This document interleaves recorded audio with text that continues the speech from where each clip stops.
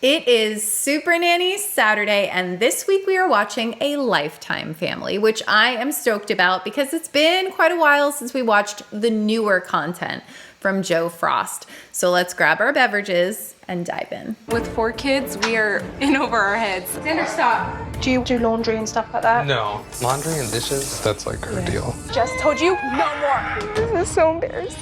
The pair of you won't even last a year. You won't make it.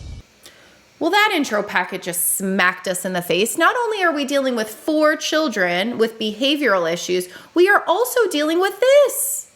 Mom crying, saying that she's embarrassed about something. What is going on here in this mom and dad issue? This is way deeper than discipline.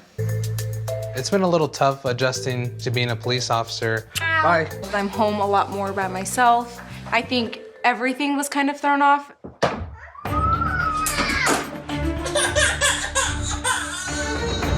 We've gathered some more information about the family. We find out that dad is a police officer now. He works 10-hour days well into the evening, 4 days a week. That is a 40-hour work week. Mom, on the other hand, although she does have an online business, most of her time and effort go toward 4 children. Now let's talk about that for a minute, because if you have one person who is the provider and one person who is the caregiver, it could work if you have a neurotypical child and the responsibilities are fairly equal. But mom doesn't have one child to take care of. She doesn't have 2 children to take care of. She has 4 children to take care of, one of which is only 1 year old, okay? Just sleep alone. Just trying to get a 1-year-old on a sleeping routine on top of a 3-year-old who's throwing tantrums. That workload is tremendous. Laundry and, I don't know, like laundry and dishes, that's like her deal. Right, okay. So why is it you don't like to do the dishes? I just like, I don't know, I just always have a phobia with dirty dishes. So Joe has a phobia getting his hands dirty. Who's he kidding? Honestly. Joe Frost ain't buying it. Okay, let's be kind and let's assume that dad does indeed have a phobia with the dishes. It could be a thing. So let's pretend for a minute. If a caregiver has a problem with one job, then an appropriate thing to do would be like, hey babe, I know that I don't do the dishes, but I'll do this instead. I'll give you a little personal example. My husband does not do dirty diapers. Now, has he done dirty diapers when I'm not here and it's like too bad, so sad? Of course. But if we are both home and a dirty diaper happens, which we are past this stage now, woohoo! But at the time, he would come to me and go, hey babe, so-and-so went to the bathroom, and I know that you want me to do it, but is it all right if I go do this for you instead? And I'll be honest with you guys, I actually loved when he did this because I would get so much more work out of him.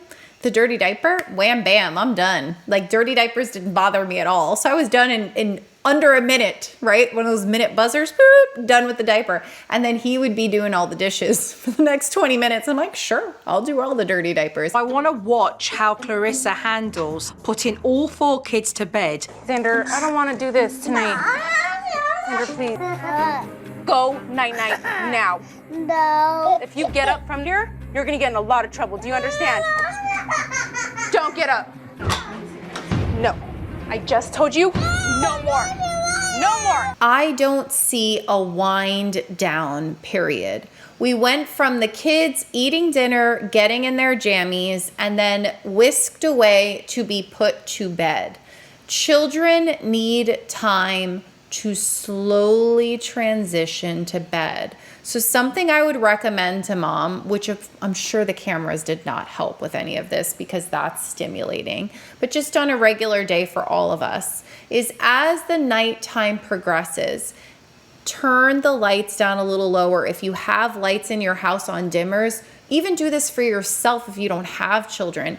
Dim the lights, lower the volume. If you do, let them watch TV before bed because you're just one of those people who are like, I'm not going to follow the statistics on that. I need them to watch a little bit of TV. Okay, well then can you lower the brightness? Can you have it be on a TV that's far away instead of a tablet that's close to their eyes? Can you lower the volume? By taking everything down, including your voice, your child will be more likely to transition to sleep. Here, put that in your room. This is so embarrassing. You're not having yogurt, Xander. You just had a yogurt. Do you want a cheese stick? Oh, the cheese stick. Oh my God, we've gone there. No. Joe Frost knows it's a no. I know it's a no. You know it's a no. Even Mom knows it's a no. When it comes to discipline, what we say and what we do have to match. Mom said it's time for bed, and then she's giving him a cheese stick. Those don't match. What happens when they don't match? We teach our children not to listen to us. Now, what is really happening here with this child? Because underneath every behavior is something that we're trying to uncover. Why is a 3-year-old having trouble going to bed? Probably he's having a bit of FOMO. There's a party going on outside of this room. On top of a normal day where my brother and sister get to stay up later, now there's cameras and there's Nanny Joe and there's all kinds of fun things going on out there. I have a problem. I'm a 3-year-old who doesn't want to go to bed. So how do I solve that problem? I'm going to try things out until I find something that works. And this child has figured out that if he pushes and pushes and pushes against Mom, he eventually gets what he wants. She has created that monster. You're staying in bed. It's not funny anymore. We're done. Look at me. Look at me. No more. So what could we do instead? Because we can't let a 3-year-old just stay up all night. Sure, stay out. Let's have a party all night long. Let's go. You can't do that, right? A child has to go to bed. So what you can do is a little bit of mind tricks. Follow me. You set up a little schedule on their door with all the things that would come before bed. Last snack, brushing teeth, going to the bathroom one last time so we don't have to deal with that, and then reading a book and bed. And once that schedule is done, you guide the child through it, you make it exciting, whatever, do all the things. I don't want to talk too much, but you make it fun. Then that's it. Once it's bed, it's bed. There's no discussing, because then your child's going to try and engage with you. But I am so hungry. You're not going to say to your child, but remember earlier we had on the chart the last, no. Once it's bed, there's no engagement. That's why Joe Frost's technique works so well with young kids, because they're not getting that engagement. But it doesn't solve the problem. Remember, the problem is that the child doesn't want to go to bed. So what could I add into the system? If we go through this schedule and we go through it so smoothly and we enjoy each other's company and we do our little snuggles as we read our book, if everything goes so well, then tomorrow we set the timer and you get to stay up 10 minutes later. A 3-year-old can't even tell time. Even if you're putting them to bed at the same time, you set the timer and you make it seem like they got an additional 10 minutes. They will be so excited. Mean what you say what you mean. And when Clarissa can stick to that, she'll get better results. 2 more. I am not playing with you. You need to finish your turkey. Do you understand? Now, Xander. Thank you.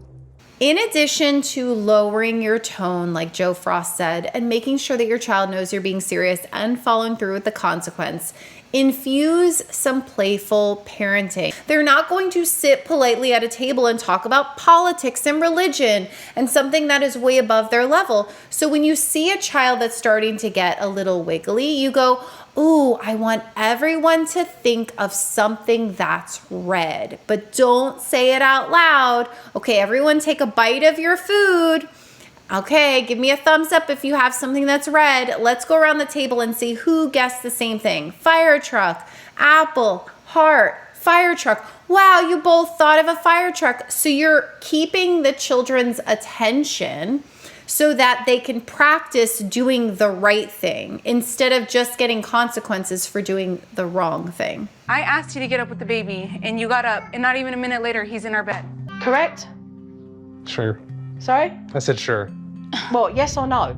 No, that's not correct. She said something, will you wake up with them in the middle of the night? I said, What? no. You didn't said say no. no, Okay. Joe. Stop freaking lying. I'm It's not pissing lying. me off. That was a very intense argument back and forth, lots of defensiveness. We saw the surveillance footage.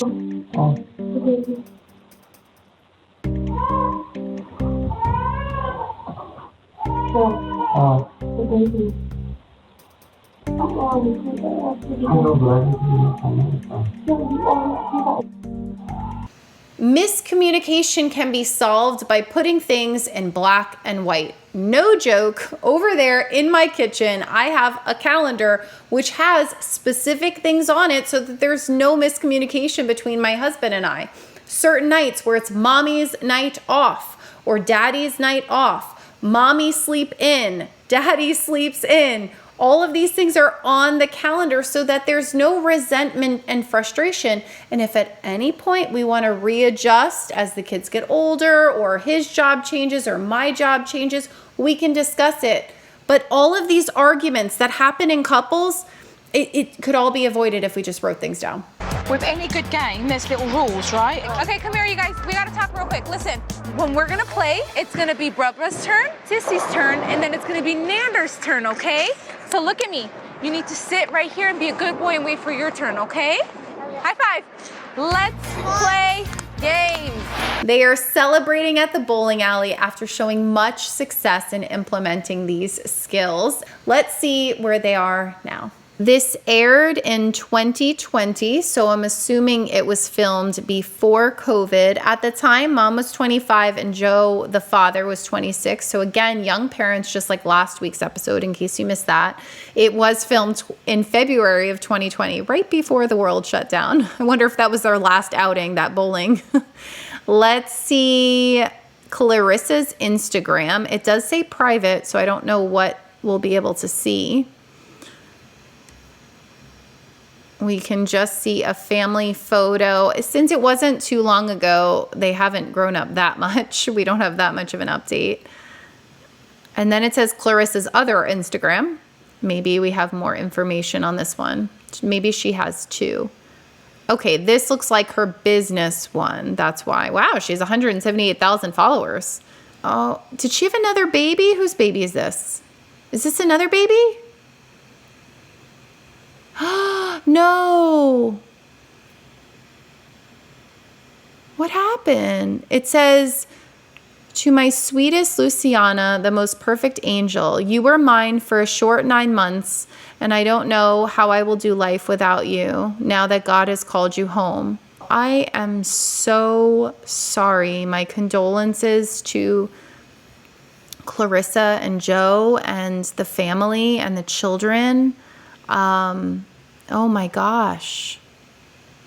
Okay, here we found some information. And trigger warning, of course, this is about birth trauma, infant loss.